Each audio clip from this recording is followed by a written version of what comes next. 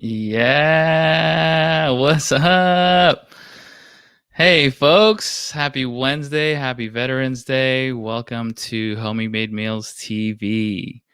I am Alex. I'll be kicking this off. I have a phenomenal lineup of amazing people with us today, as well as you who's tuning in. Thank you all for just even being interested in this work that we're engaging in.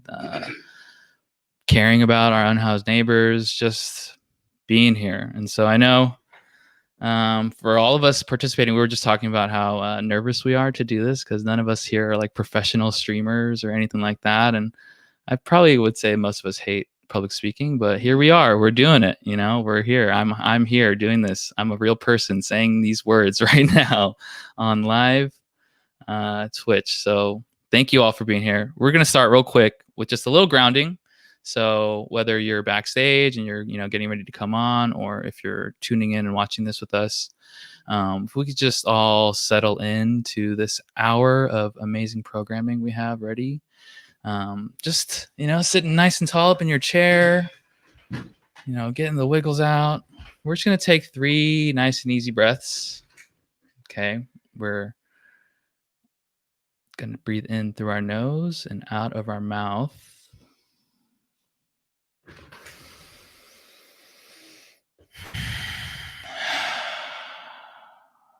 Inhale through the nose. Exhale out the mouth. Inhale through the nose. Exhale out the mouth. One more. Inhale through the nose.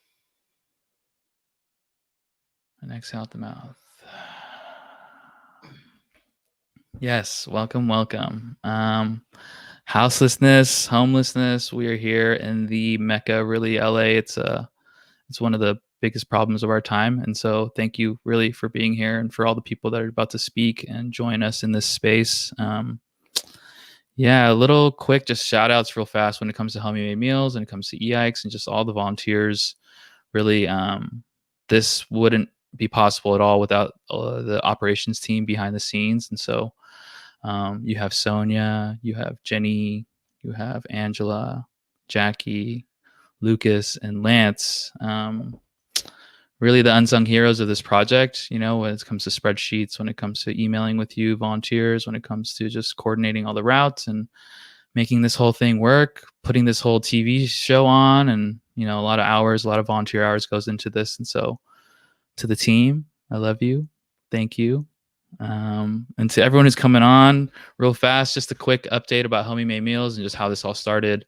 When the pandemic hit, just being in relationship with a lot of the folks who are in the homelessness space, Melissa, Asadera, Mel of Polo Pantry in particular, we just started to talk about like what the pandemic would impact when it comes to food insecurity, when it comes to homelessness, when it comes to just our unhoused neighbors. And, typically the food sources that a lot of our neighbors get food from are churches, nonprofits, just volunteer groups.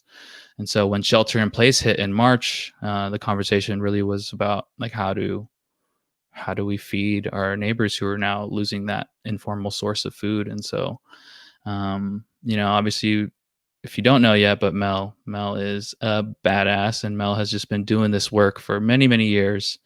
And so just being in relationship with her and just brainstorming on what we could do, we just thought a few of us were like in the EX community, like, hey, let's just try to cook some meals and maybe we can, pass them out to local encampments, right? And so just that idea spread amongst just our friends and people in the community. And then, people make Google Forms, people make spreadsheets, and then all of a sudden you have people, Instagram storying what they're doing during the pandemic. And here we are, 28,000 meals on our way to 30,000 meals. And so really just a testament to really want to belabor this point, but like all of us are just like everyday folks, man, just like trying to figure out how we can plug in and what we can do and using the gifts that we have. And so really want to emphasize that like this is something that we think is accessible and like something that a lot of people could engage in. And you'll hear from a lot of really great organizations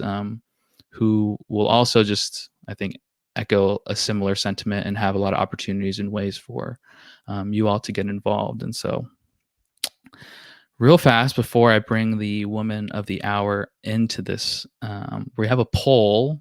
And just to get people situated and just to understand kind of what people's initial thoughts are, if you check out this poll, you can text message. I'm sorry, go to menti.com. You can put in the code 3869722 and it'll let you submit whatever you think. No wrong answers here, really. Just an intro activity to get us all grounded in this space. Where do you think the unhoused community gets their food? Yes. Cool. And if please, if you have personal experience with any groups, if you've also volunteered, or if you know of any groups that are also um, feeding folks during the pandemic, yeah, I have no idea.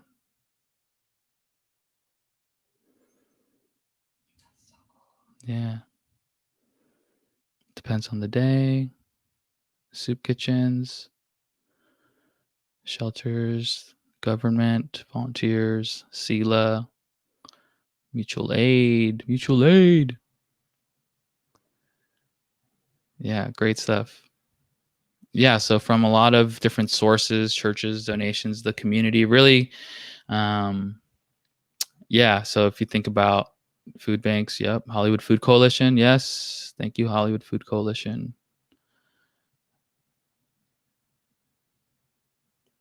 Yeah, right on. Thank you all for participating in that. Yeah, so to be honest, for me, like this wasn't really something I thought about before the pandemic hit and before having this conversation with Melissa. And so um, you can see that people have a lot of different answers. And NoHo Home Alliance, yeah, cool. Giving from the heart, yeah, right on. So really, I'm gonna stop blabbering. Gonna bring in the expert on the matter. Melissa, Mel, come on down. Hey. Oh, yeah, like not technically savvy. Hey everyone, I'm so glad that all of you have decided to join us tonight, and just really happy that you know the community has really kind of shown up, for our unhoused community and really kind of beyond. So kind of what kind of going back to what Alex said, we really had no idea how much homemade meals was going to grow. We really just kind of were just friends kind of sitting down like at the top of the pandemic and trying to figure out, because I at that point got really like concerned and really kind of scared for the food access for our own house, because a friend of mine who has been living in Olvera Street um, was really kind of deeply concerned because he saw that the closure um, of a church there really basically cut them off from food. And so it was just, yeah, it was just a way for us to um, kind of address that. And the friends that I invited to talk with us tonight all, work in different organizations that help address that. And we all have, obviously are working with them throughout the pandemic. And so we hope that um, tonight can be a good way for everybody to really like understand how the unhoused have been able to access food, because we all know, for most of us that have been working in this space, local government really doesn't do anything about that. And so um, uh, we wanted to kind of like make it clear, because I feel like in the food justice space we don't have enough of these conversations happening. Um, there's different branches of food justice, and food justice really is, if you think about it, it's kind of like a tree. There's so many different branches to it. There's racial justice attached to it, environmental justice. There's so many things about it, because food, food touches everything. And so um, I wanted to kind of, and I'm glad for Eayikes and the whole team to give us a platform to talk about this, because I feel like it's not enough, like it's not talked about enough. I think we rely too much on the charitable, like food network to do this work. But how can we do this as a community? Like, how can we really kind of fold in more knowledge on how our unhoused get this kind of food? So, yeah, that's why we're here this evening. And um, yeah, what? Oh, yeah. So I wanted to kind of really sort of touch on um, talking about like the history of sort of the Black Panthers and how the Black Panthers, the breakfast program, kind of came out to be. Um, so I think, yeah, there you go. So Janie's gonna show some slides. Yeah, so we have some slides here. So basically, as all you know, the Black Panthers have, like they were really kind of crucial to the civil rights movement. Not a lot of people know that a lot of their service to the people programs were kind of the um, really kind of helped become like kind of catalyst for the government to expand like their food programs. And so it's really kind of amazing to kind of look at or study the history of their social programs, because it really felt very empowering to see how they were able to touch so many communities, more than the federal government could. And so the free breakfast for school children program was set up in Berkeley in 1968 by Bobby Seale and Huey P. Newton. And it was really kind of the capstone of the movement, organized by the Panthers. It was the most well known, and by the end of '69, it had already served about 19 cities, under the sponsorship of their national headquarters and 23 local affiliates. They served more than 20,000 children, and they received full breakfast: bread, bacon, eggs, grits, before going to school. And so the Panthers understood how nourishing children was important to them doing well in school. And so at that time, there was a sorry, I'm doing my notes. The Kentucky Congressman Carl Perkins. He actually had he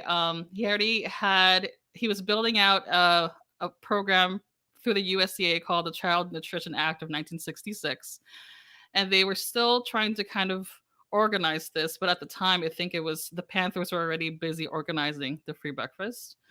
And so the first free breakfast actually started in St. Augustine's Church in Oakland in January of 1969. And so it was phenomenal. They were able to basically kind of plug into to the churches, because they knew churches like had the basic kind of infrastructure to be able to help, to basically like serve um, the meals. They had the kitchens, they had the space for like the tables and the chairs, and frankly they had the community built in. And so it was very easy for the Panthers to get the community involved in it. And so it was really powerful to see how the Panthers were able to build out this kind of programming, and how easily they were able to, frankly, shame the government into doing their jobs.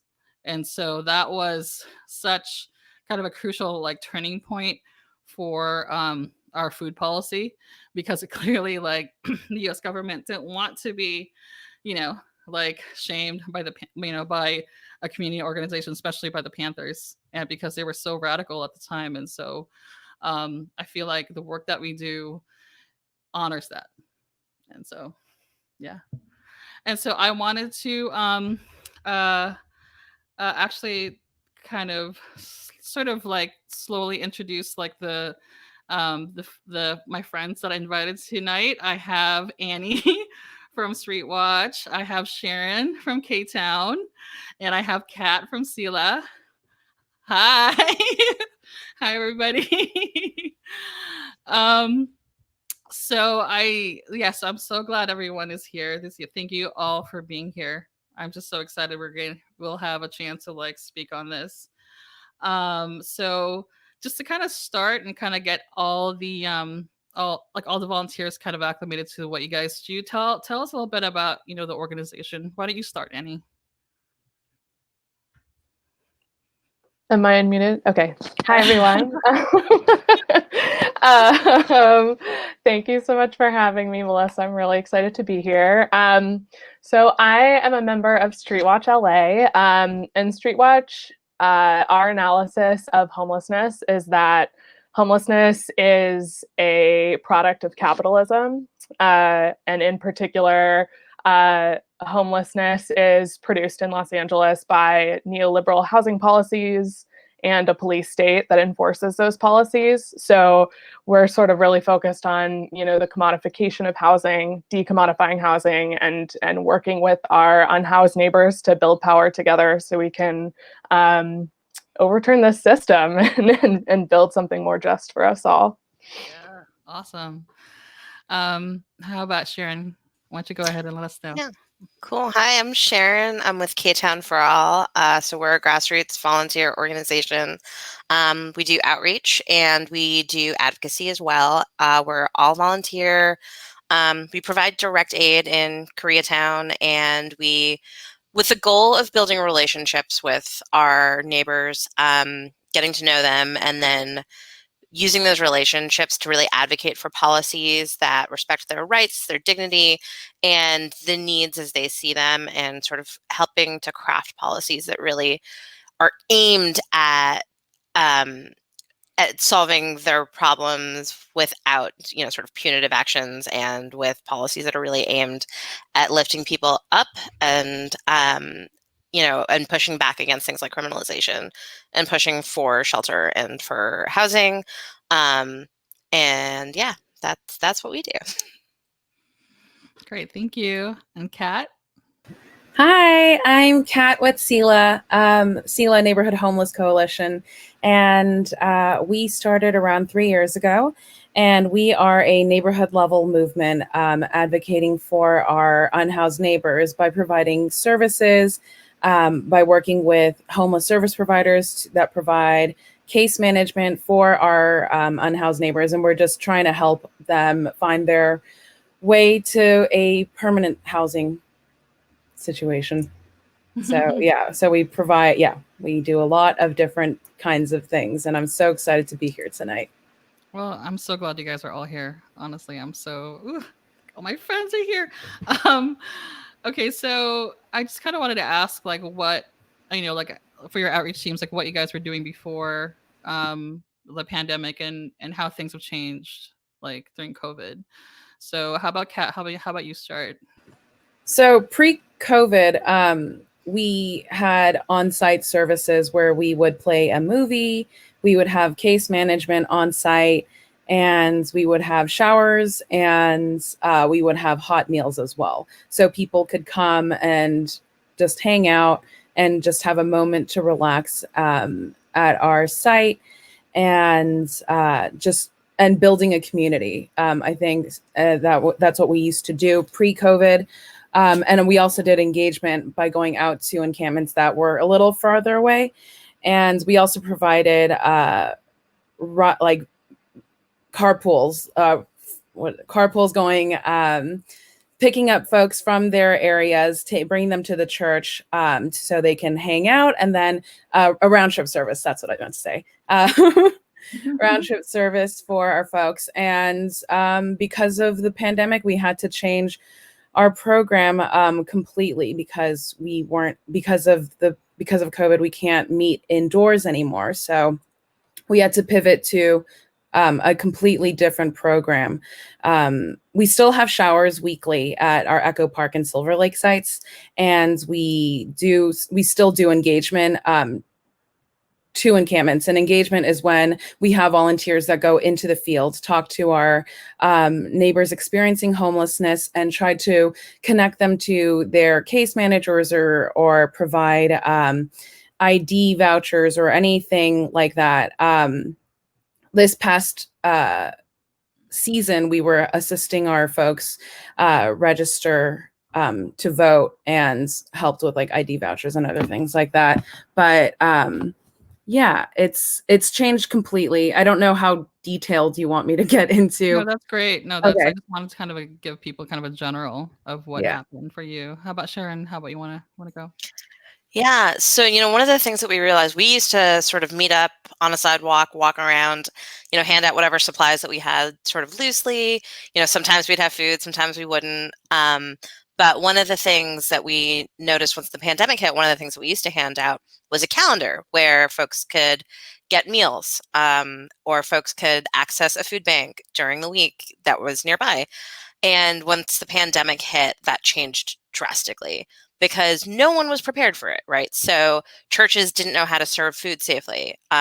Food banks didn't know how to manage folks coming in and out so that they could create a system. So like in the very early days, what we noticed, and food is just such a basic need that it's so hard to do anything else when you're worried about food. Yeah. And so folks who had come to sort of rely on these networks and these communities, really so much of what we had to do is kind of go back to basics and try and figure out how do we just get people fed so they survive long enough to get us through this so we can figure out what's next after that.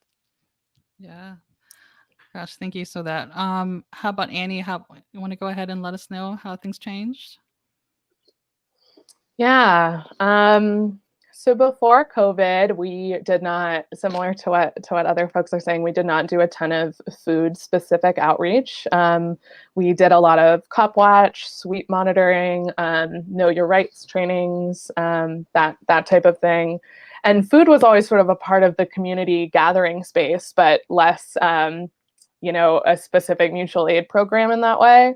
And when the pandemic hit, what we were hearing from the folks that we had relationships with is that there was like a really desperate need for food. So we, as an organization, kind of came together and decided like, okay, let's go, let's see what we can do to supply this like really urgent need.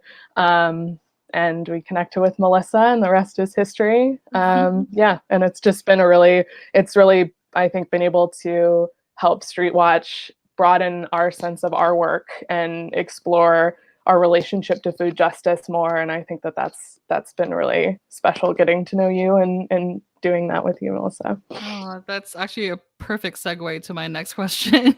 So I really am curious how food has been impactful to everyone's outreach. I know that it's a great sort of bridge, so it's kind of a, great way to break the ice, but I would love to hear from you guys how things have, how that has been important for you guys. So how about you, Annie? Why don't you go ahead?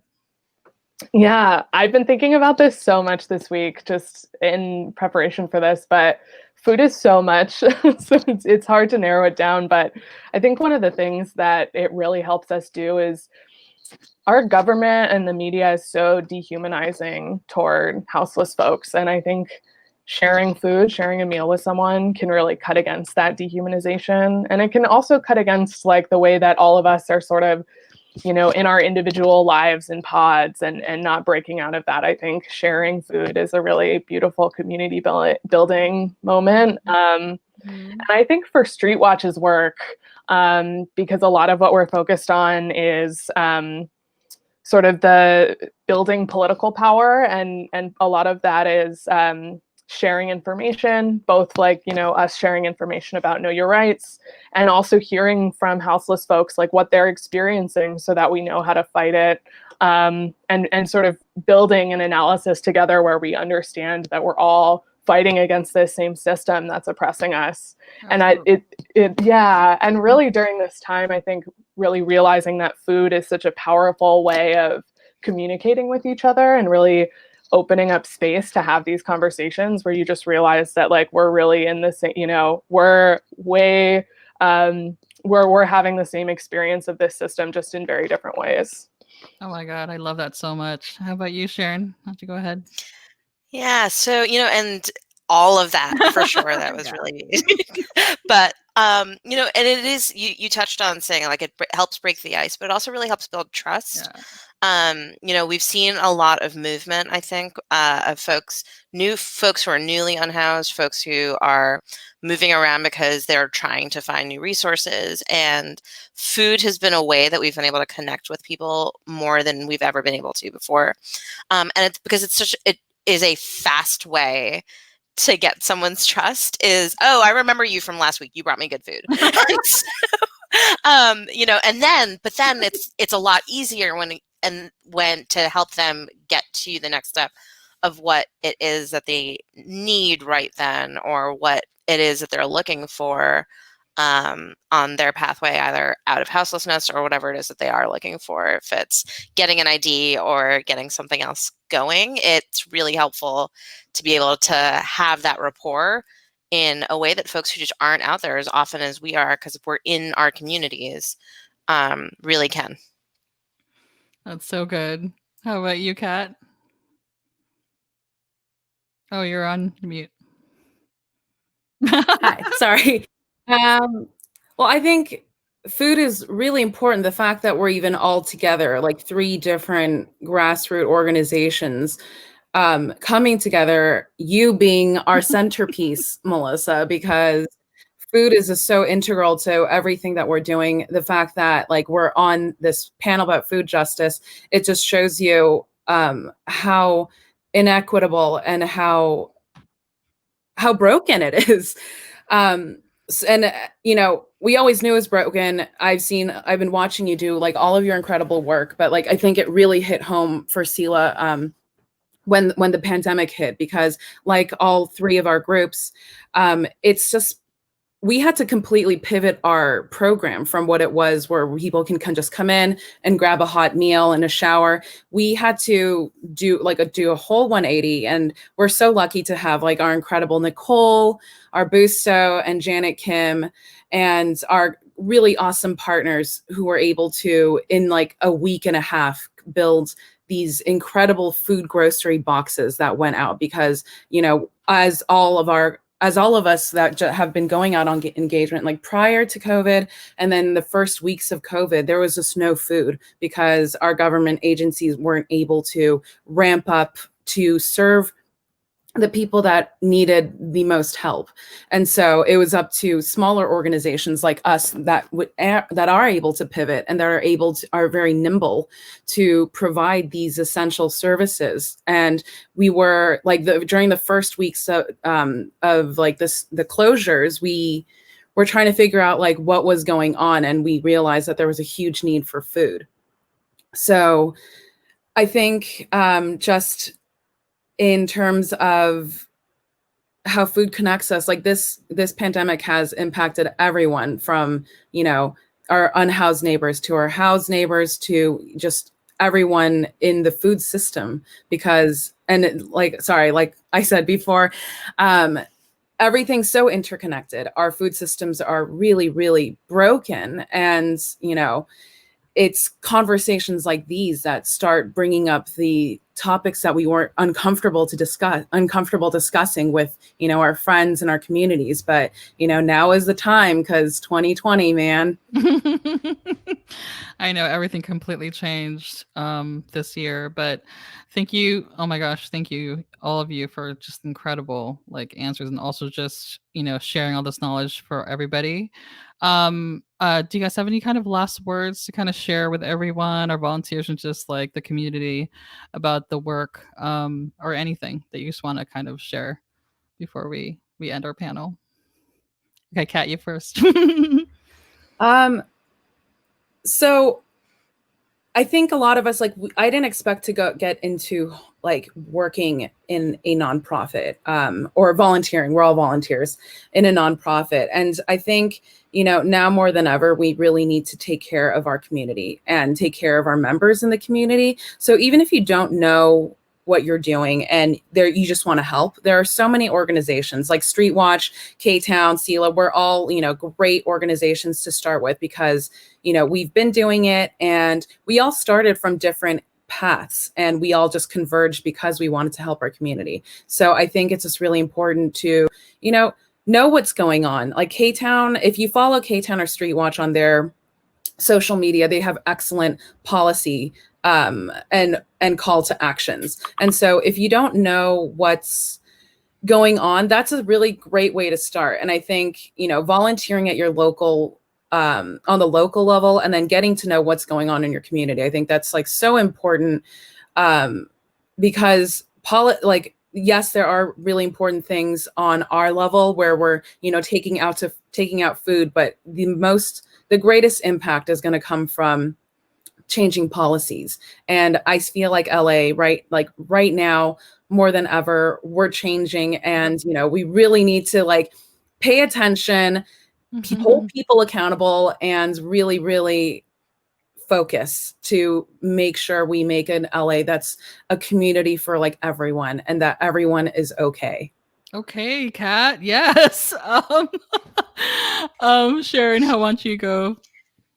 Yeah. So, and just to build on that a little bit, I think that the easiest thing that you can do is talk to your neighbors that are unhoused. It's just, and food is a great way to break the ice. So, there are so many ways to just get to know folks in your community. And no matter what it is that you care about, food justice touches it, whether it's racial, economic, criminal justice, all kinds of justice. They're all interrelated and they all touch on food.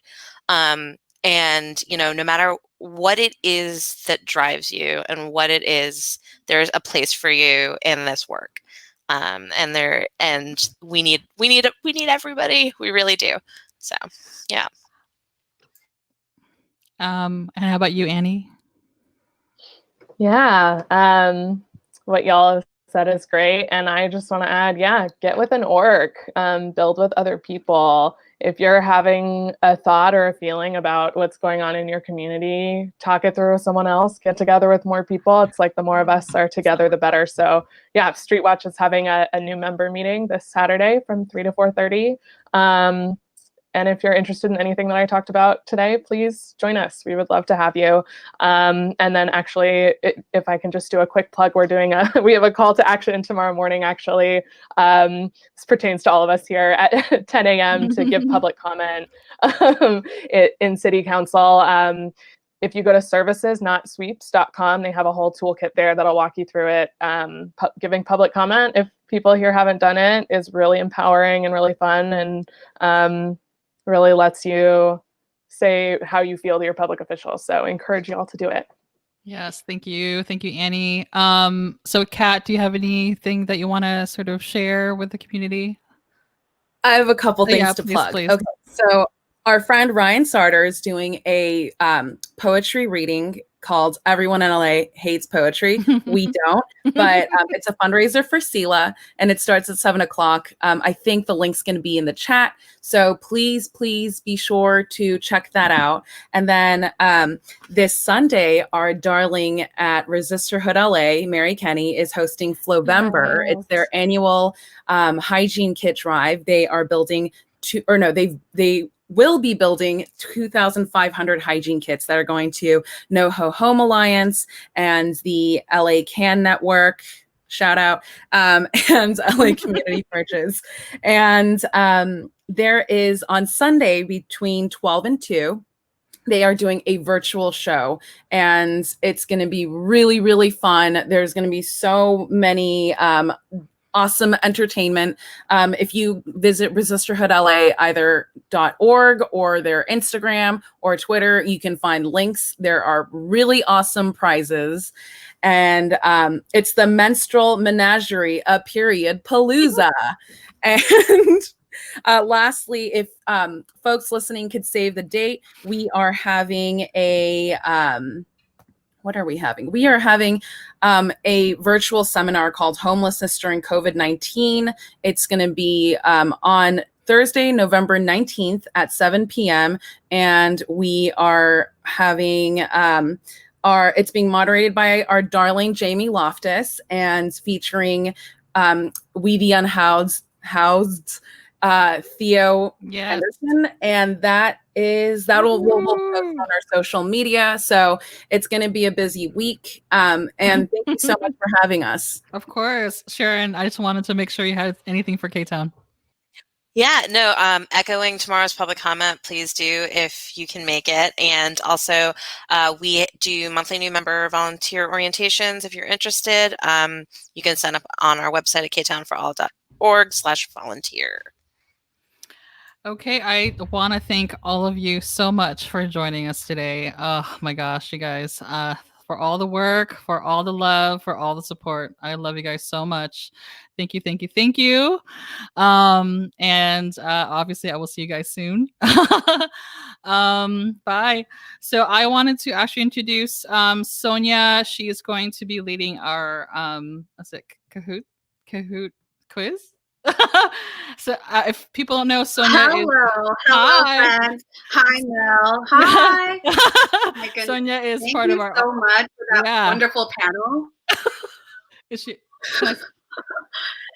I feel so inspired, so empowered, and I am also tuning in from the pantry. And tonight we are going to do a quiz game. Who is ready to win some prizes and feel extra smart? Let's go!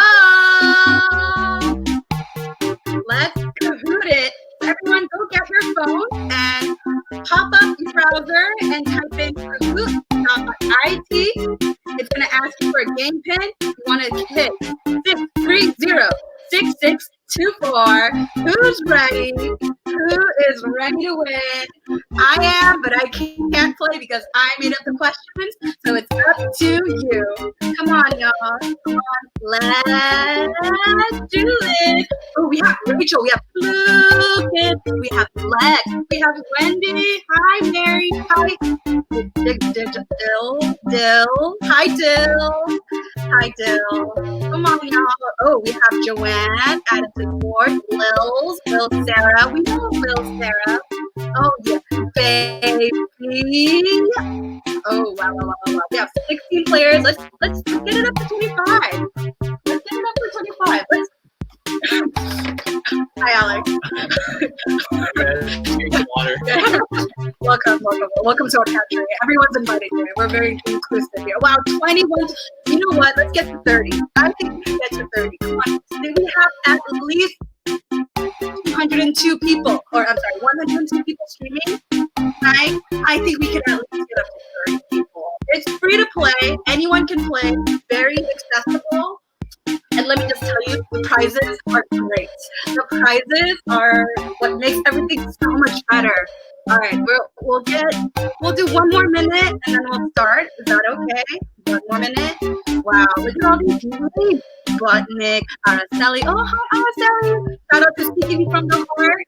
We have Kat, we have Yessie, hi Tiff, hey Money, hi Blackhorn, hi Chantal, Future City Pantry, hi Jenny, Cuchido Squirrel, oh,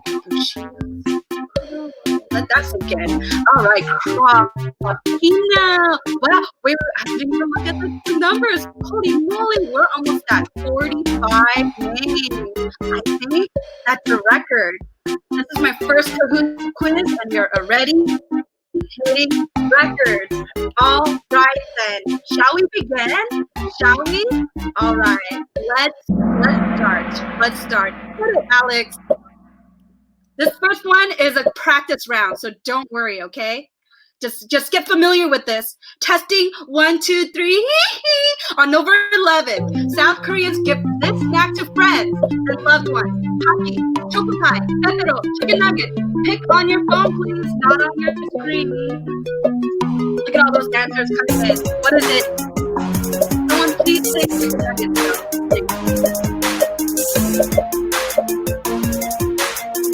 Here we go. Wow. Look at all these answers coming in hot.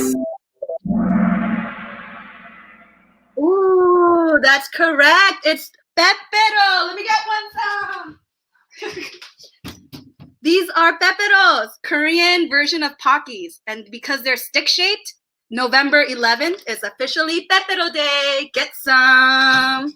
All right, now that you know how to use our Kahoot platform, now we're playing. Now we're ready to rock and roll. Let's go. Question number 2, because no one wins on that one.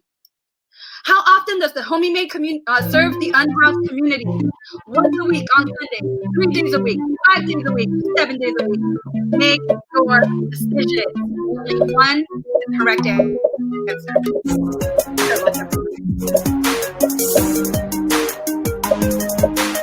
That's right, Nemo. Don't forget my Coco Pie moment.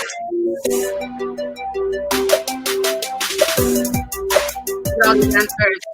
Yes. You're right. 23 of you all made the right choice. 7 days a week. We serve meals every single day. Clap, clap, clap. Let's see who's on the scoreboard. Kino, number 1. Wendy, number 2. And bad boy Gree, number 3. Whoa. Great job, everyone. Let's go. Question number 3, but technically question number 2. Which organization was not a guest of tonight's Homie Made Meals TV? LA Cat, for all, Polo, Pantry, Stila. Only one is correct. What is it going to be? What is it going to be?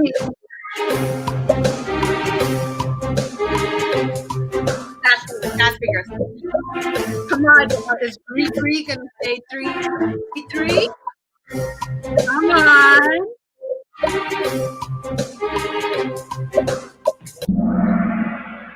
Woo-hoo. Good job. 35 of us said it was LA Can, and it's true. But hey, maybe next time, if there is a next time, we can get LA Can on board. Who is on the board though? Laurence Ricalman. Wow, let's go. Number 2, Wendy. And Wendy, thanks for the subs. Love you. Peek. And number 3, Kawaii Kyle. Good job. Let's keep going. Sorry, bad boy Gree. You don't get a shout out. From 1969 through the early 1970s, the Black Panthers free breakfast for school children program fed tens of thousands. Yeah, that's really hard to read. 875,000, 3.5 million, 45 million. Only one of them is the correct answer. Make your pick. All right, everyone. This one's a thick one. If you don't know, you'll have to just use your intuition and just check. Pick a card. Pick a beautiful. It's 14.5 million. Who were the lucky 7?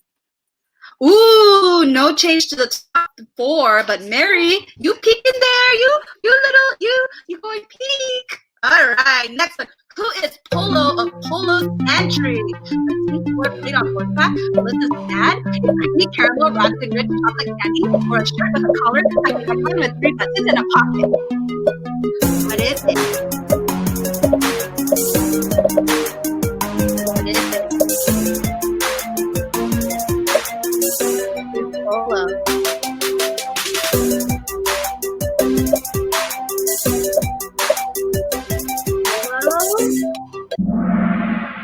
That's right!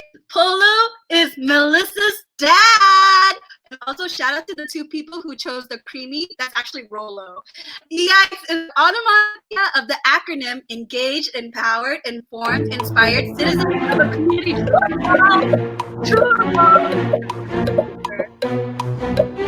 Come on now. Come on. 25 answers, get that up to 40 something. 900. More of you playing.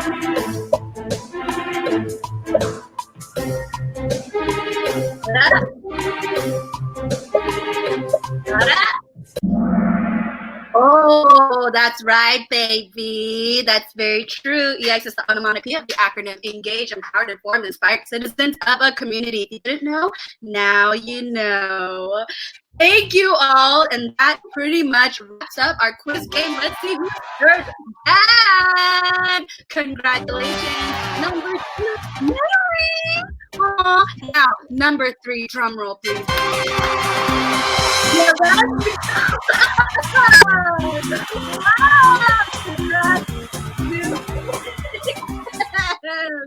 wow. So this is what's gonna happen, y'all. We're gonna tell you what the prizes are, and this is proof that we're just kind of going with the flow. But so the 3 winners, if you were the winner of tonight, please email hmm@eayikes.org. That's homemade meals, but like, is that now an acronym? Anyway, so hmm@eayikes.org to claim your prize. So the winners can choose. Oh no, I'm sorry. Third place winner will get 2 Eayikes or homemade meals mask. Oh, thank you, Alex, for modeling the prizes. Wow, look at that. Very, very nice. Second place will receive a Solversations game. Solversations, shout out, is a human connection building card game made by the folks of Eayikes. Now, the last and final prizes. You ain't ready. The first place winner will get a homemade meals special 520-piece puzzle. You will be part of history. You will only own the second version of the puzzle, and you also get a live rap haiku compliment battle performance plus dance by Ray and Lance. Boys, come on. And you know what's funny? Is that Lance is actually the quiz winner. So Lance will actually do a compliment battle for himself, which is even more meta. We love that. We love that. All right, yes. Friends. Hello, everybody. Hello, guys. Yes, Lance is the winner here, but Lance, we're gonna just give compliments. It's a lot of love to everybody. Lance is so kind. He's the type to sleep over at your house on your bed, and then when he leaves in the morning, he leaves a chocolate on the pillow. That's the kind of I gotta compliment yourself. I gotta compliment myself. Yeah. So Lance is so smart. He make everybody feel like he's the library. Yeah. I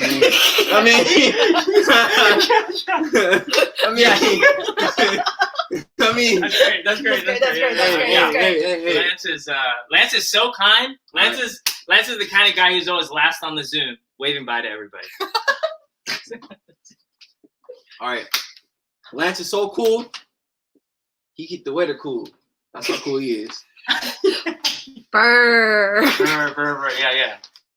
But no, really, Lance is awesome. Lance is somebody who Eayikes we started as like a youth empowerment camp, and he's somebody who was with us from the beginning. The OG right here. And now he's running the pantries for homemade meals, and he's holding it down at headquarters with us. So Lance is somebody who is I'm top dog around here. Appreciation, yeah. But this is for Mary and Jag. We got a little special dance for you guys. You guys came in second, third. Actually, you guys are first place. You guys are actually first place. Yes. You guys are actually the winners. So but this isn't rigged. They really didn't know the questions. No, Lance is just really smart. This is really just random. But for the rest of you that played, thank you for showing up. Let's just give him a little something. All right, ready? Here we go. Ready? And go. Hey.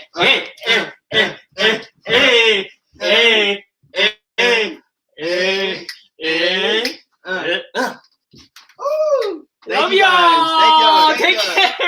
Thanks for playing. Thank you for playing, and back to you, Mel. All right, y'all going. Thank you, everybody. Oh, sorry, I was muted. Thank you, Sona. Thanks for everyone. I actually wanted to kind of our next guest is Miss Rogers, and I actually, hi. Also, we have it. Okay, so we got how our are you? fire popping. So we have we got our fire, so we both have like changed into our robes. And I wanted kind of to take a moment to just honor Miss Rogers, how incredible she is, and just like how impactful our friendship and our partnership has been in this work. And so I want to kind of have you first kind of let us know how you started, a little bit more about you, how you started, and actually why you started Miss Rogers Neighborhood. Okay, so hi everybody. I'm Miss Rogers from Miss Rogers Neighborhood. And let's see, where do we start? Well, first things first, I'm a Black woman living in America. So a lot of the things that we are talking about in the show and in the segment today, I have experienced firsthand. I'm a formerly homeless, formerly incarcerated single mother. So a lot of these social services that people are in need of, I've also had to seek out myself at some point. And it was through those experiences that I was able to truly understand from a firsthand account that the system is broken. And the only way to fix it is through, and I'm glad you started with the Black Panther Party, because I am a student of the Black Panther Party. The core of Miss Rogers Neighborhood represents all of what the Black Party is all about, fulfilling those basic physiological needs of food, shelter, water, clothing, companionship, education. That's how you build a rapport with people in the community. And that's how you were able to then move on to that next level, as the ladies were saying earlier. Shout out to the ladies, by the way. You all did amazing with that panel. But back to what I was saying. Through those experiences, I was able to see, again, that the system is broken. And I wanted to start Miss Rogers Neighborhood so that I felt called personally to play my part, to leave my mark, to play my role in recreating a better society. We cannot rely on our government. We can shame them, of course, like the Black Panther Party did, and we have every plan on doing that.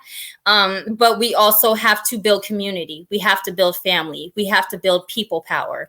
And in order to do that, we have to start with those basic needs first, so that people aren't compromised in their decision making. And then we can truly make progressive moves for everyone in the community. And that's what Miss Rogers Neighborhood is all about.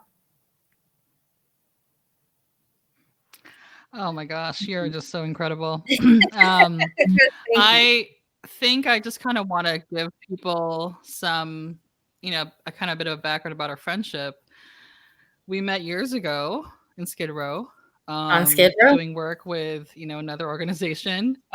Yep. And I think that we both sort of just kind of naturally were drawn to one another. I think we knew like early on that we just sort of had similar values, similar kind of like approaches to the work.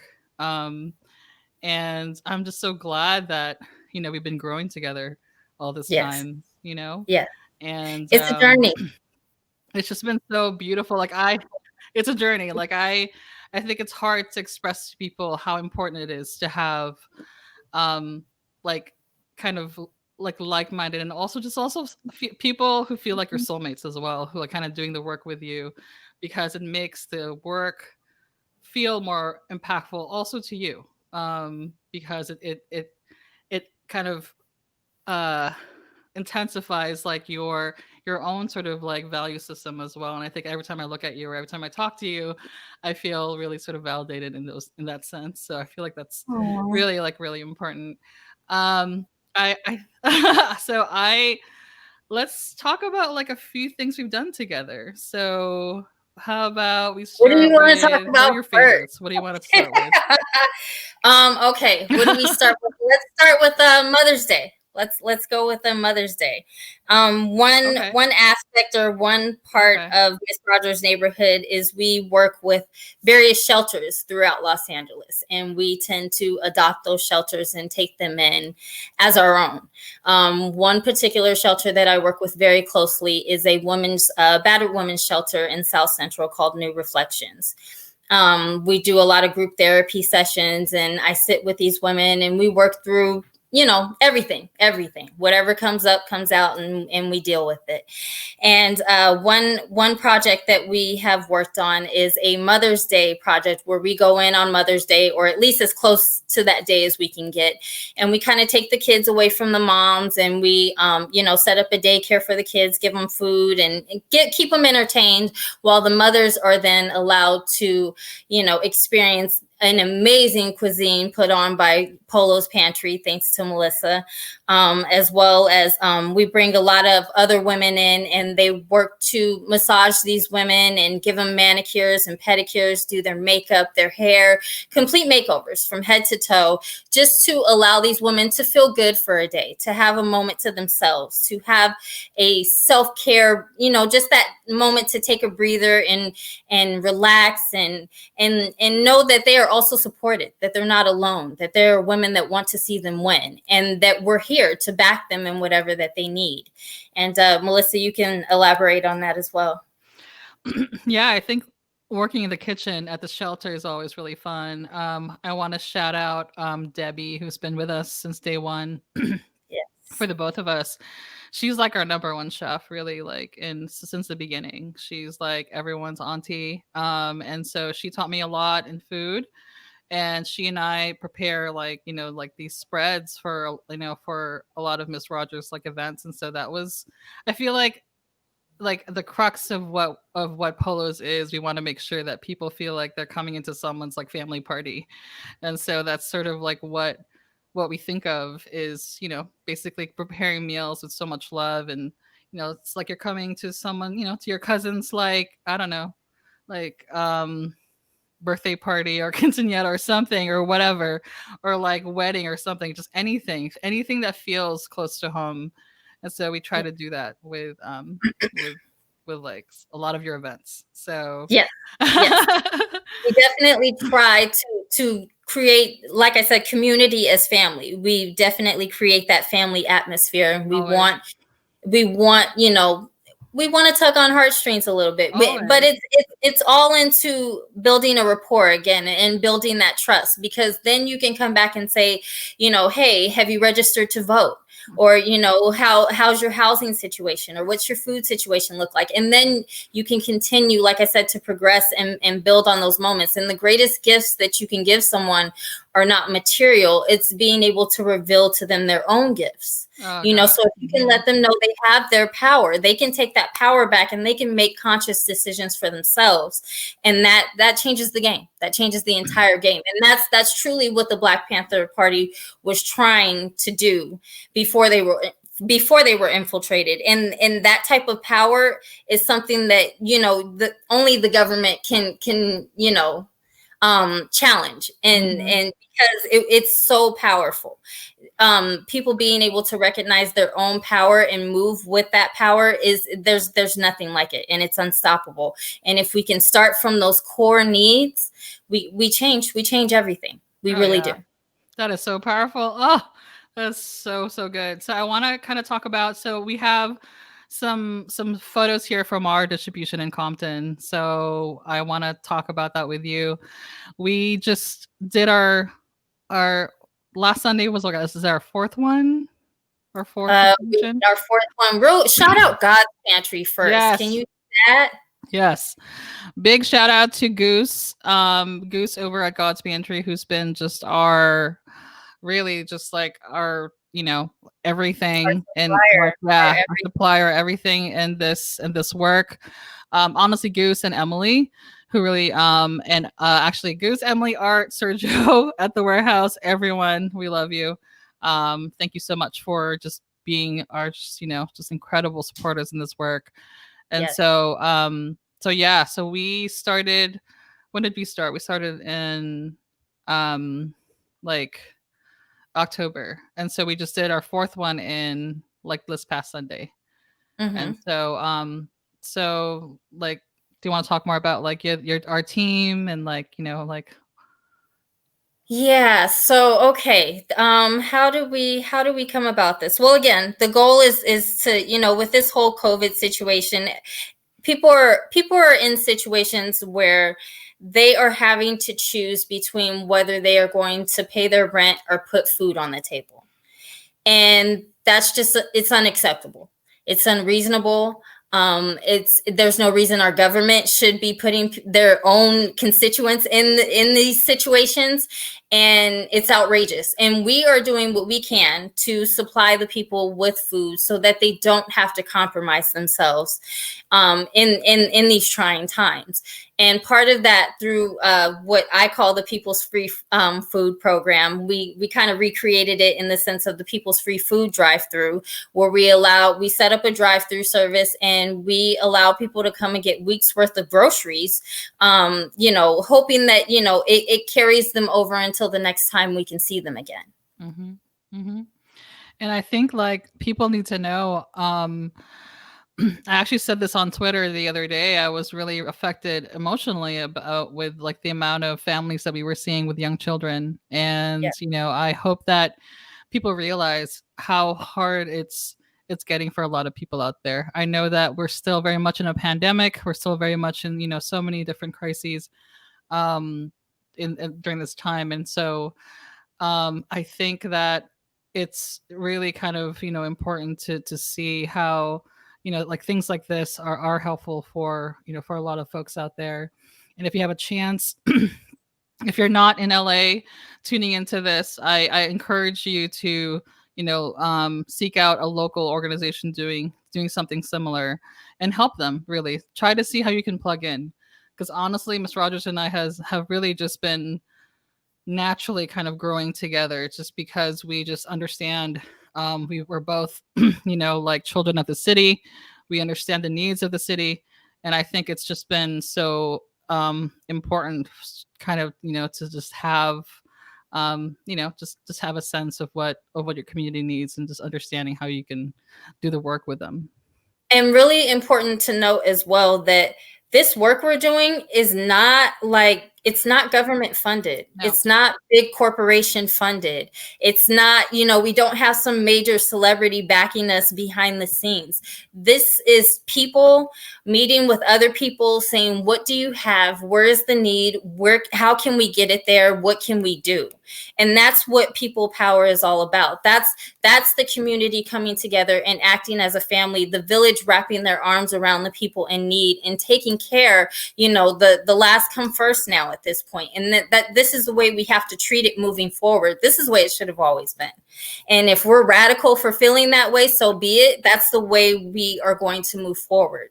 We need to take care of the people who need help so that we can progress as a society.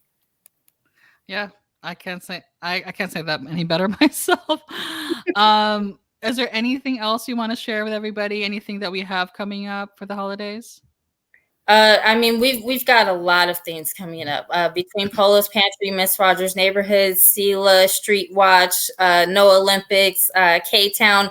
We're all moving. We're all shaking. We're all doing our thing. Eayikes, homemade meals. I'm hoping I'm not missing anybody, but we are absolutely all plugged in. Get involved. Vote. Donate. Sign petitions, march, do, you know, there's levels to all of this. And if you're not comfortable with one position, I guarantee you there's another that fits you. Find your lane and get in, and let's move. Let's move.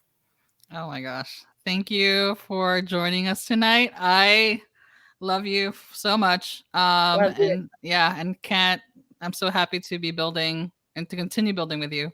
So, oh my gosh, thank you for joining us this evening. No, always love you. I love you too.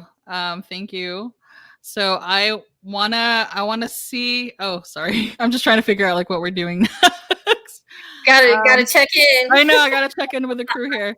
So I wanted to, I guess, sort of introduce like our farmers program. So the reason why I wanted to, or asked the team to build out some programming for the farmers is because the pandemic has made it much worse for a lot of our farmers now. In fact, during the election, Trump just decided to basically cut a lot of their salary. And so prior to that, a lot of them already were living, below poverty. And so shout out to my friend Marina. Actually, she's the founder of the LA Community Fridges. And she runs a nonprofit called Reach for the Top. She and I joined forces and connected with UFW, Campesinas Unite, and Líderes Campesinas in Oxnard. They're basically farm workers helping other farmers. And so we have been basically going up there about every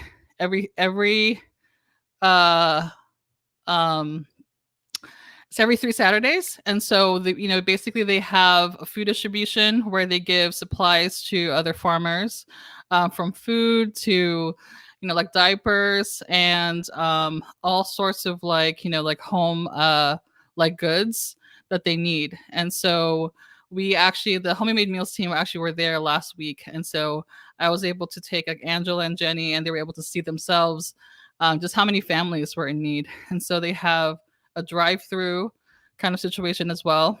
And we were able to, kind of give, there's cases of produce that, that they put in there, as well as other food items. But it's the need is getting worse. We saw ourselves that it's at least, I think they had at about 350 cars or something. It was a lot. And I know that my friend Carmen, who organizes this from UFW, they usually have about 400 families that come there. And so I strongly encourage everyone who's part of the Homemade Meals community and beyond to help us with this, because we really hope that we want to make it, you want to give kind of, more to our farmers. I feel like they are facing so much, all of us are, but they're really facing so much already. Prior to the pandemic, they already were living in so much poverty. And so it's really kind of difficult to kind of express just how much we should, how much work we need to do over there. They're pretty much the foundation of our food system. I don't think people realize how important it is to support them. And I want to encourage everyone to really research the history of the UFW, research, other organizations across California doing this work. And also, so I also want to kind of introduce our holiday campaign for this as well. We put together a program that basically, if you guys can help us create boxes for the farmers, similar to kind of creating kits for I guess for homemade meals or something. So I don't know if Jenny has a graphic of the items that we can place in the boxes. Usually the farmers are asking for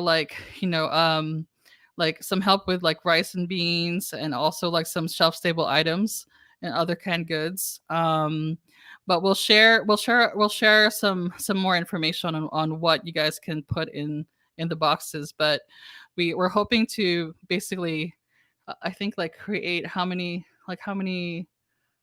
about 300 boxes for the next distribution. So I think we'll definitely share more information on that later.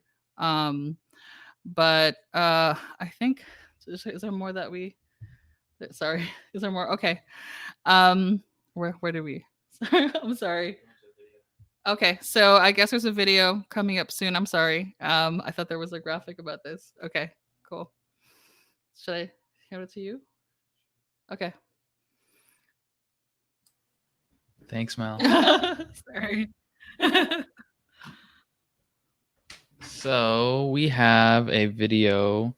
We'll make sure to send the if you're interested in helping us with the kits for the farmers, We'll make sure people have all that information. Thank you, Mel. Thank you, Miss Rogers. Thank you to Sharon, Kat, and Annie thus far. Yeah, real quick. So Homie Made Meals, y'all are here. A lot of you maybe have already volunteered or are interested in volunteering, haven't done that yet. And so this is a little video that we have to just show kind of what the process is from home to homie. So let's check it out.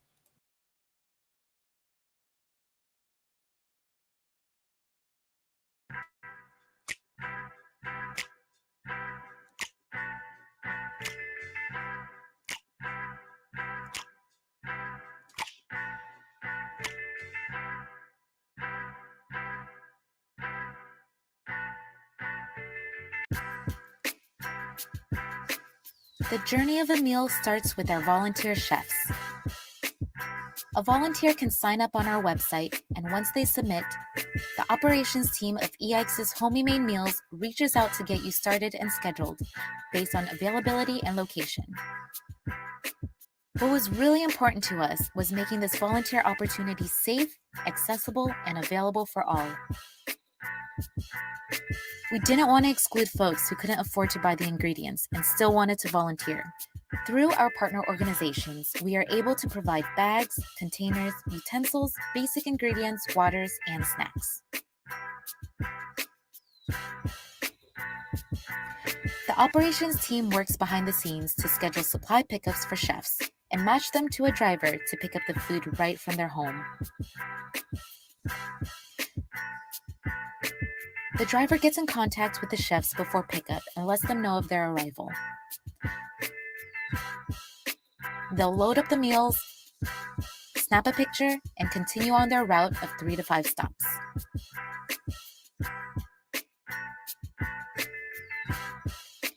From there, the driver heads to the final distribution event, which would be the outreach organization that Homie Made Meals has scheduled for that day.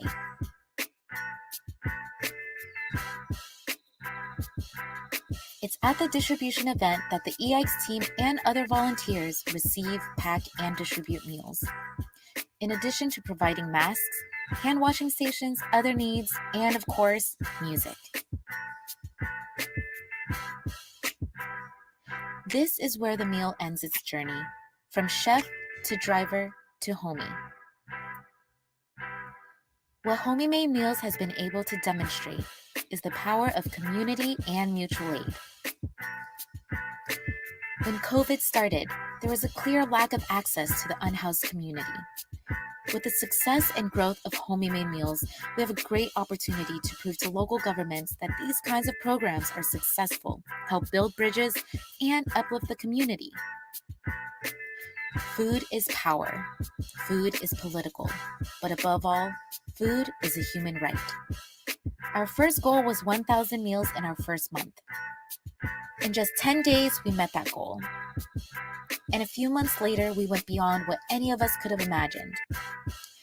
With the support of volunteers and organizations who care so deeply, we, the people, have been able to feed thousands.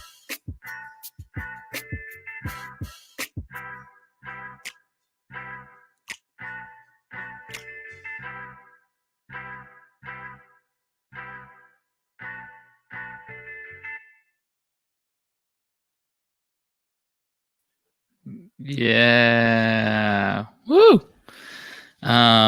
Huge shout out to Alex Nash for really being the one. Alex is a Homie Made Meals volunteer making meals, and after a few weeks of doing meals, Alex just asked like if there's anything else that she could help with, and she's like, "Oh, I'm a videographer by trade," and we're like, "Well, we could probably make a video. That'd be cool." And so 2 months in the works. This is what we've created. Thanks to Mark Batstone for helping shoot that as well. Truly, again, another example of just people power, people just bringing whatever gifts that they have and creating some magic together. So it's pretty much wrapping it up at this point. The first thing we want to show is what the kits are going to be consisting of. And so what we have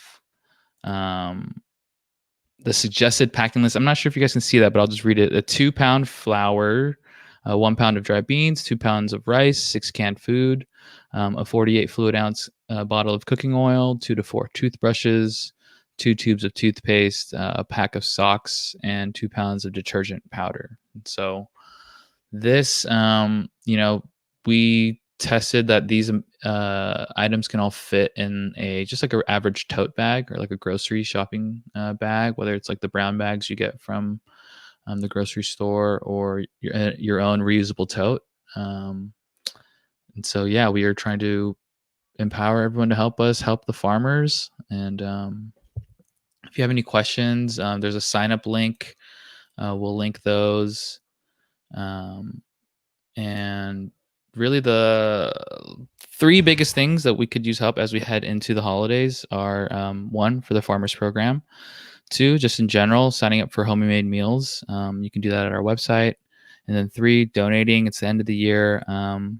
Honestly, any of these orgs, anyone really, if you guys are just looking for a way to either galvanize like your own community or your company for like end of year matching or any sort of tax deductible gifting, please consider any of these orgs.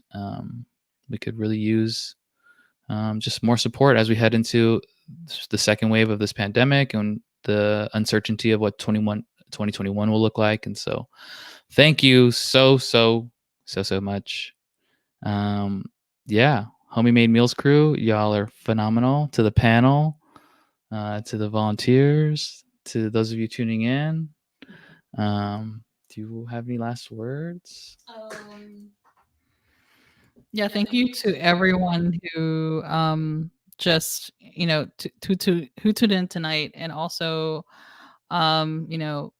just K-Town, Sela, Streetwatch, Miss Rogers, all all the orgs and services not sweeps, every single person who has been really just activated during this year and who have stayed involved and continue to stay engaged.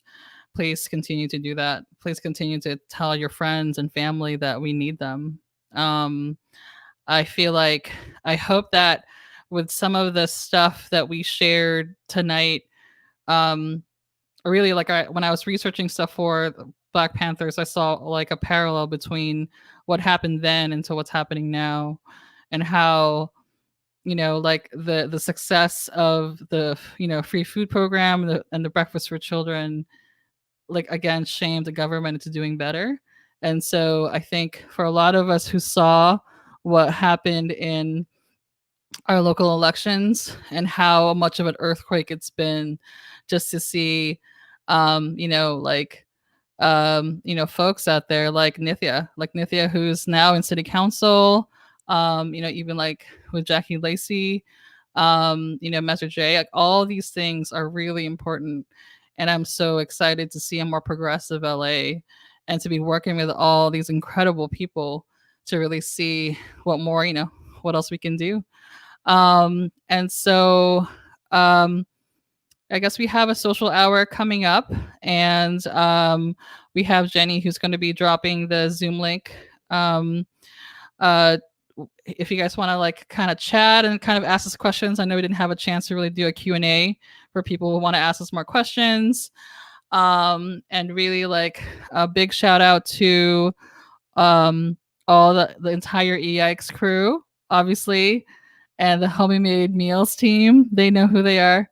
But like, they, honestly, without them, like, none of this is possible. Like, I know that I helped co-found Homie Made Meals, but it really is this crew who's really like, like oiling oiling it, and really like, breathing life into and improving it every single day. And I'm so grateful to them to kind of bring it to where it is now. And so yeah, and I guess, like, I'm getting notes from folks behind the scenes, but yes, I want to just again express how it's just been powered by the people. So we love all of you. So yes, thank you, everybody. Yeah, come hang out. We'll keep it chill. Don't be afraid. Well, you know, we won't bite unless you want us to. So yeah, thank you everyone. I love all you guys for being here tonight. Thank you. So hopefully we'll have another one of these soon.